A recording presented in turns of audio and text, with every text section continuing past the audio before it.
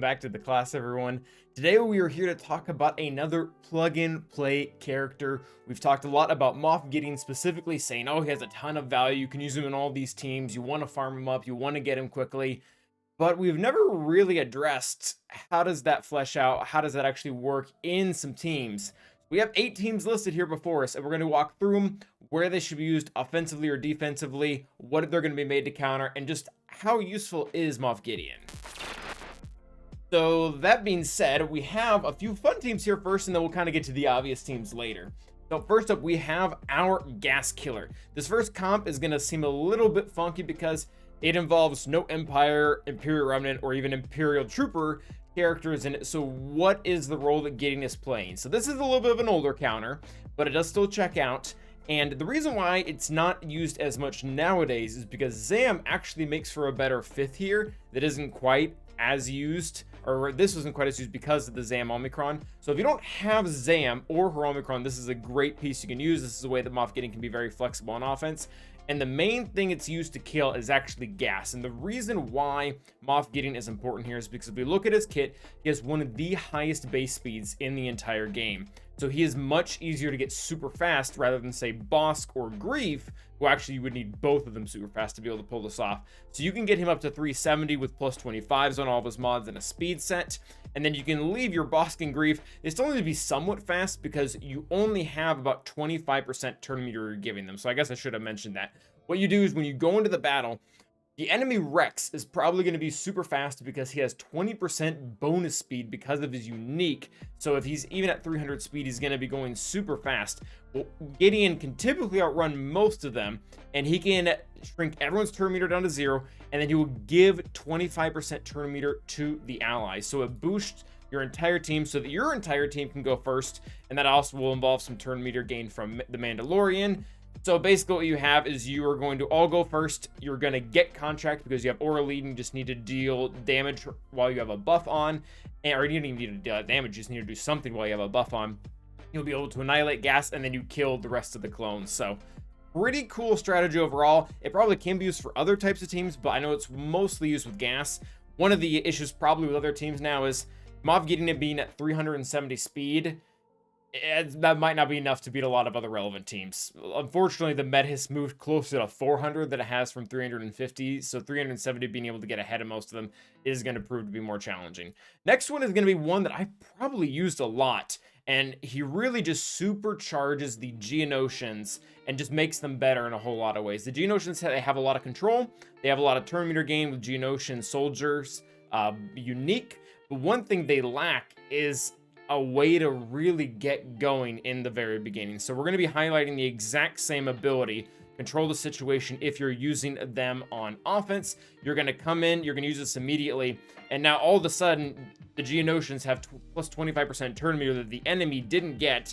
So even like I guess kind of a normal GBA at 280, like that's not super ultra high, he's going to be able to go next. He's going to be able to push turn meter back by 15%, and then you're going to be able to get a train going with the Geonosian soldier. One of the other things that is actually really nice in this comp as well is that when Gideon goes, he is going to put demoralized on all the enemies, so he's going to decrease their offense by 50% and their critical chance and critical damage.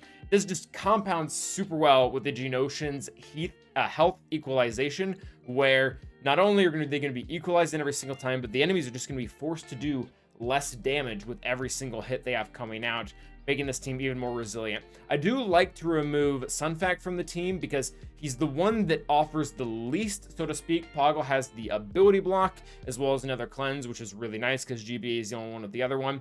And then you already have a few dispels in the team. You have Geonosian Brute Alpha's AoE dispel, and then he also dispels on basic if you can crit, which is a little bit hard to do sometimes, but ultimately I think Sunfac is the best. If you really like Sunfac, chop out Poggle and hope you don't need an ability block. Next up is going to be Gideon. This one is actually starting to become really, really popular in 3v3, and for good reason. The reason being that Padme's team, regardless of what faction they are or who they are, any ally on your team cannot gain or lose turn meter. So again, coming back to the control the situation move that we have here, 25% turn meter is no longer a thing. You're just going to keep the amount of turn meter you have. So let's say you go before an enemy team like a Star Killer or something, you can get just barely ahead of them. You shrink all their turn meter down, and even if Padme was only sitting at like 50% turn meter, she's now going to go way before everyone else. And the one thing here that's really stinking clutch, this is really the most important thing here, is that all support allies, not Empire, not Imperial Remnant, not Imperial Trooper, all support allies gain 100% protection up. And if you understand what Padme's kit does, they turn in the leadership protection up into courage, which then deals damage based on max health. So in practicality, this gives your entire team, assuming they're Galactic Republic support, 20 stacks of courage, and you just start deleting characters left and right. Even in 3v3, you can delete singular characters. I did this versus a CLS Chupio Kron the other day, where Padme, and I believe it was Ayla, they got 20 stacks of courage and just deleted Chupio right at the field, and then eventually took care of CLS. This is really nice too, because the Galactic Republic, they have a ton of support characters. Like, they're not really, I realize that some of these characters we're looking at here now are a little bit premium, especially Grandmaster Yoda.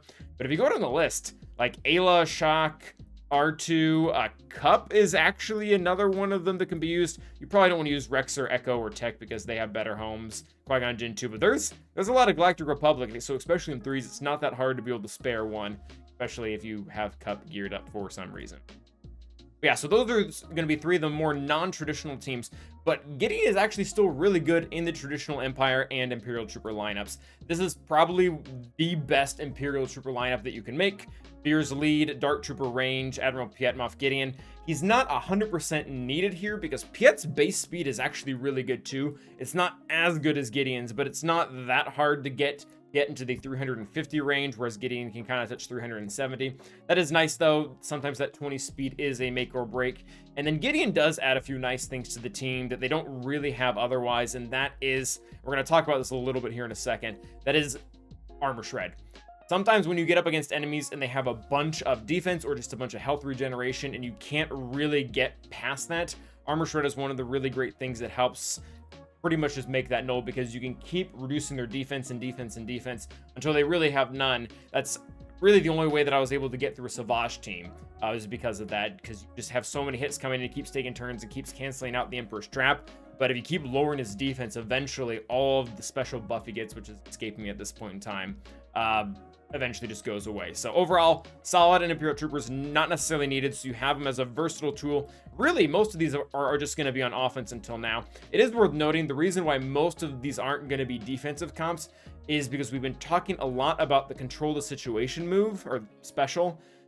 He will not default to this. He will default to the armor shred, which in most cases is not good. You want the control the situation one first. Next up is actually a team that would be defensively minded. So you could set this team with Lord Vader. It just kind of adds another piece that people have to worry about. And the most important thing here probably isn't going to be the turn meter reduction or all the buffs that he gets when he does that, or even the armor shred, but demoralize. This is really a huge pain in the butt, especially when you're trying to counter Lord Vader with, say, bounty hunters.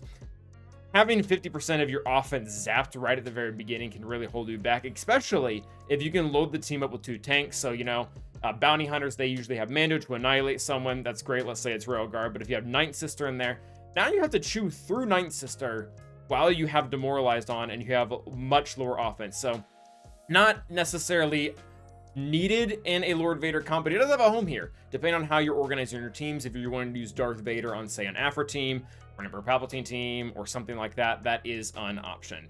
Next up is going to be Pimps. This team is probably not going to be useful for that many people, but Moff Gideon is one of the most accessible characters, being on a Cantina node. I believe it's even somewhat low energy, if I remember correctly. Let's go ahead and check that out just here in a second, just so I don't put my foot in my mouth here. Maybe I already did. Oh, 10. Yeah, so we were totally right. Very low energy. He's accelerated. You can get him right away. So if you're still trying to farm Mara Jade, or you don't really have the energy to put towards her right now, he works very well in this team. Number one, he's Empire, so he gets to benefit from all of the bonuses that come in here. He also gives Darth Vader extra speed because he's Empire. And then same story as all the rest of the teams. He will go first.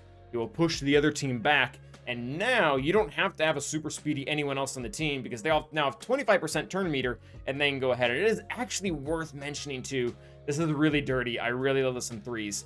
Vader, if you have his unique Zeta, I believe it's a Zeta, he cannot lose turn meters, immune to turn meter reduction, which means He doesn't get his turn meter pushed all the way back, and he does get the 25% to boot. So pretty much what's going to happen is everyone's going to go down to 0% turn meter. Vader's going to go up to 100%, and then he can not only put out debuffs, but using his coin blade, he can dispel them. So instead of your team starting with 25% turn rate, it'll actually be even more because Vader will have generated more because of Palpatine's lead and debuffs and things like that.